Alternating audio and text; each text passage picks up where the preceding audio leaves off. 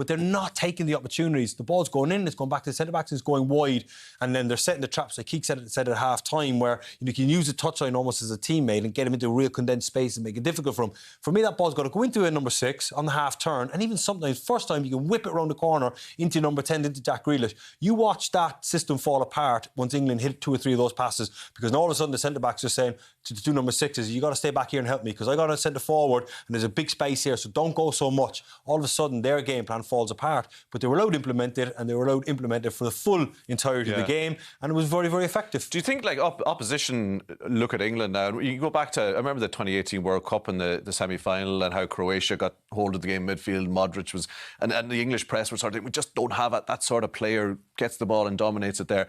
Like, they still don't really have it. And is that consistently just going to be a problem for them? It could be moving forward, yeah. And the thing with me is, when Hungary were giving up the outside of the pitch, they were giving up the wings. So I wouldn't disappoint them. I'd keep getting it wide, keep getting it to Mount, keep giving it to Bowen. The first 20 minutes or so, Bowen was actually quite good. So you need to recognise that within the game and keep giving these players the ball. Tell Harry Kane to stay within the width of the post. Balls are going to come in, and you tell Bellingham, when the ball goes wide, you need to get yourself into the box. Like Lampard did for years at Chelsea. Late runs into the box, arriving just on time, but they have a real reluctance to actually cross the ball. And I think Hungary knew that. We'll give them the wide positions, they'll come back out, they'll recycle it, and we'll just stay set.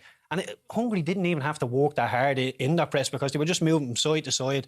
So many of Rice's passes were backwards and sideways, the same with Bellingham, and nobody was really saying, I'll be the man to take this England team to the next stage. Did they play with a kind of like a buttoned up kind of caution, England? I would call it just too safe. A lot of the passing was sideways and backwards. There was nobody trying to tread the ball through the eye of a needle, and they're the sort of passes you need in the middle of the pitch, especially when it's congested. And like you say, you see Declan Rice and Bellingham pointing to the left and the right, I'm not your man, I don't want it. And if I was Gareth Southgate, I'd be having a word and saying, you're in there because you're a good player and I want you on the ball. Don't be shifting responsibility to other players. Go and get on it and make things happen for the team.